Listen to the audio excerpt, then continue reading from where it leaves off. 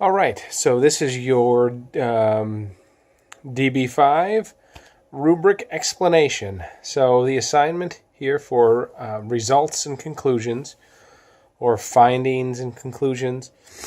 So follow the paragraph description in discussion board 5.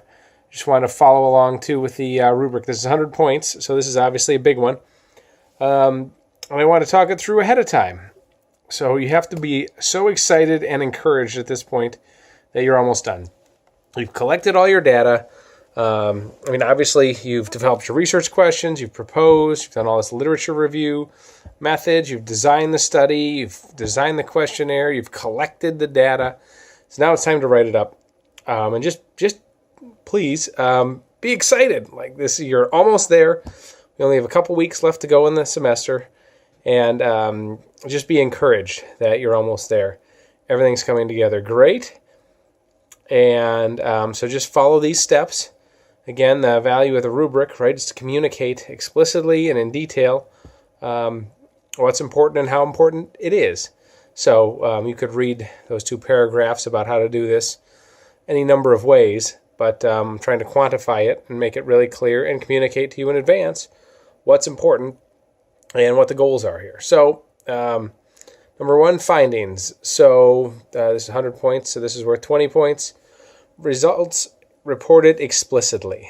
So you want to be clear and say, this is exactly what was found. 7 people reported this, 2 people reported this, 3 people reported this. Or 8 out of 10 people reported such and such, right? So you want to be explicit. No opinions. And then claims supported with evidence at this point, right? So that comes to where you say, most people surveyed believed that reading was important. And then you support that with 8 out of 10 people selected 4 or 5 really important or incredibly important. So if you make a statement that the results supported, or most of the people, or half the people, or the respondents indicated such and such, support that with the evidence, right, with the data you collected. And this is all just the raw data. You're not getting into what it means. You're just talking about what it says.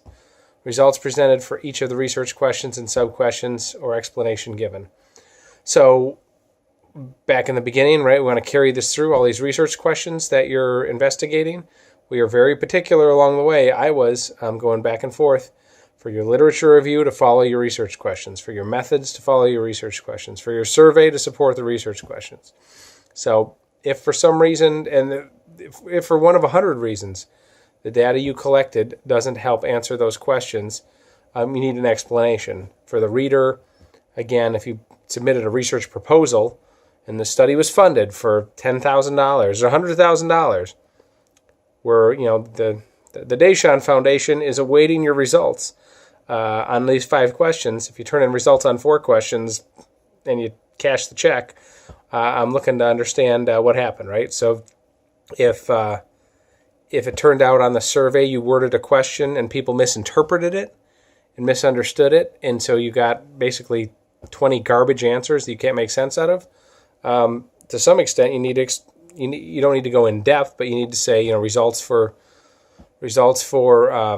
what people love about teaching were invalidated due to the number of responses or the nature of responses, and then go into detail, like support that, right? 3 people left it blank, 6 people said okay, whatever. But you want to be able to make sure you speak to all of your research questions. Don't leave any of them a mystery or unresolved. All right, so that's the findings. It's straightforward. Graphs kind of flow into that part, right? So that makes it 40 points for the findings and graphs. So present graphs. If you're using 10, 20, however many people you have, or participants you have. So you don't need a graph for everything. You may need one for each research question. You may not. But graphs are a really easy way. It should be at a glance. Oh, it looks like men reported success in math at 80% and women 20%. Or that's that's the bias. People thought that boys would do better at math, or 80% of the people thought boys do better at math than girls, which is not true. So like that comparison, like go ahead and put that on a graph. So you see boys, the projection of boys and girls. Visually, that just helps take that message home, right? You don't have to have a graph for every question, every variable. Actually, please don't, right? I don't think that would draw attention to your key points. I think that would bury the reader with a bunch of useless visuals. So, and then also, so whatever's said, the graph should be a repeat. So anything you have to say should be written out in text. So don't leave it to the results for number 2 were graph. Results for number 3 were text. You need to write it out and then have the graph mirror exactly what the description is. Does that make sense? Hopefully. Clear, easily read, well-labeled APA format. APA, believe it or not, is a format for graphs. So in the same handbook that you bought or didn't buy or website that you keep going to, make sure you have that. Make sure you consult that because it tells you how to label the axes and graph table and so on. All right. So again, together, that's the results section that's collectively worth 40 points. You need to have some graphs, though. I don't have a minimum here, but used effectively. If you have no graphs, that's not an effective use of graphs. So, conclusion. So, answer these questions. And so use these subheadings and answer these questions. What did your data suggest? The data suggests, and go ahead and talk through these. The data suggests this for sub-question 1. In regards to the question of childhood obesity, the data suggested this. In regards to parent obesity, it suggested that, and tick through your research questions, because that's what I'll be doing is, again, going as your accountability buddy, so to speak. I'll be reviewing to make sure that you addressed all these things. And it's always okay. It's actually required to say if you had a mistake in the data or data collection, if whatever you had, report it. Because if you don't report it, I'm going to assume that it didn't even occur to you to report on question number 3, and that's a problem, right? So the data was inconclusive. Email me if you're struggling how to analyze it, because you may get stuck.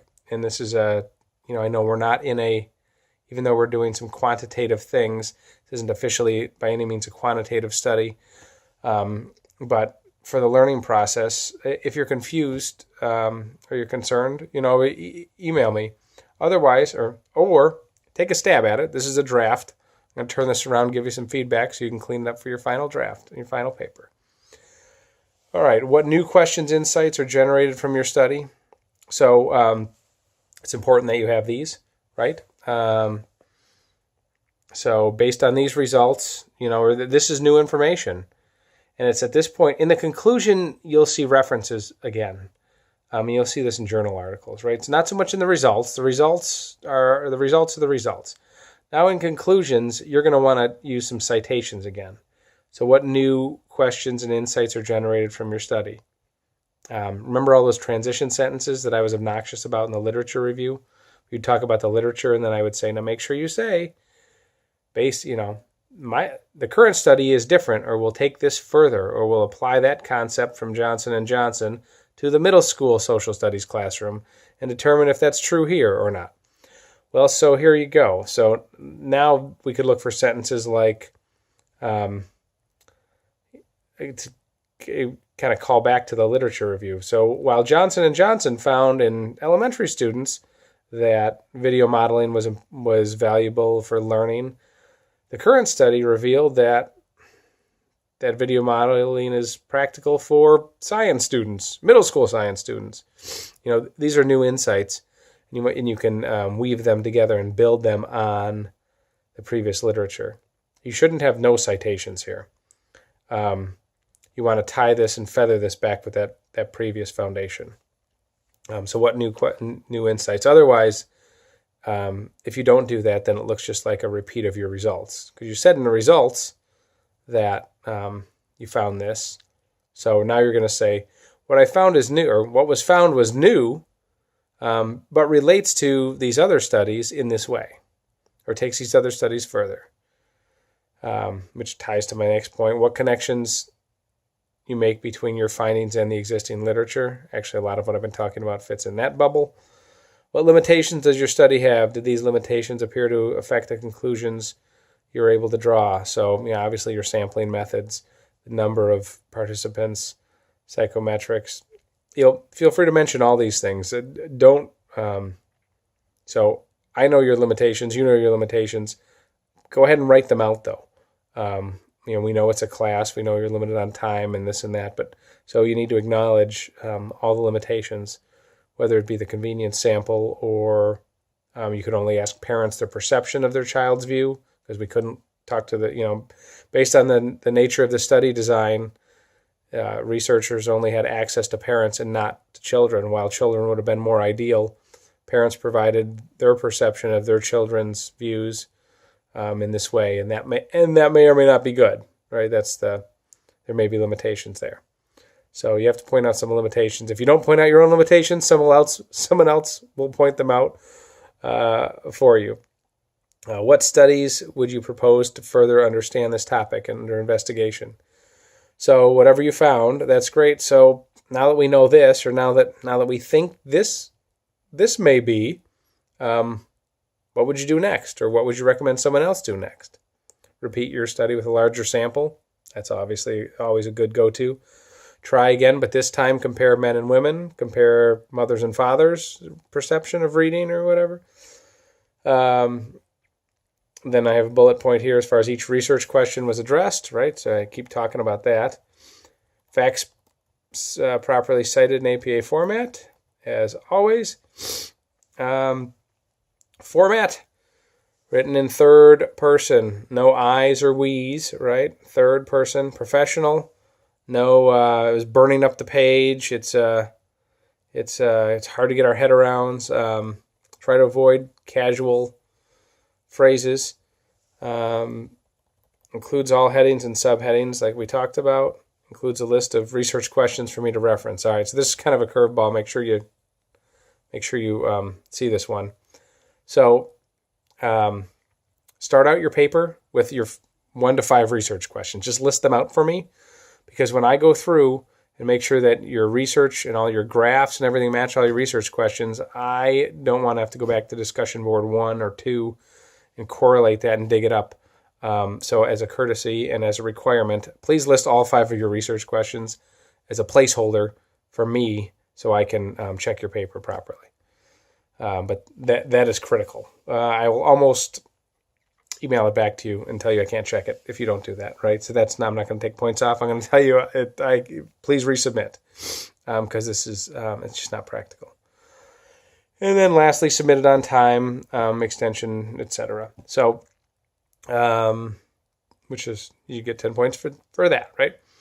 All right. So that's a walk through the more details of the study, of the results and conclusion. Take your shot.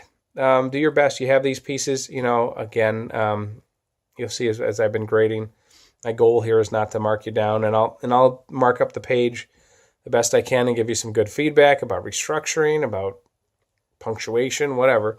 But my goal is not to take off a ton of points, right? So follow these things. If you include all of these elements, then it leaves me very little room.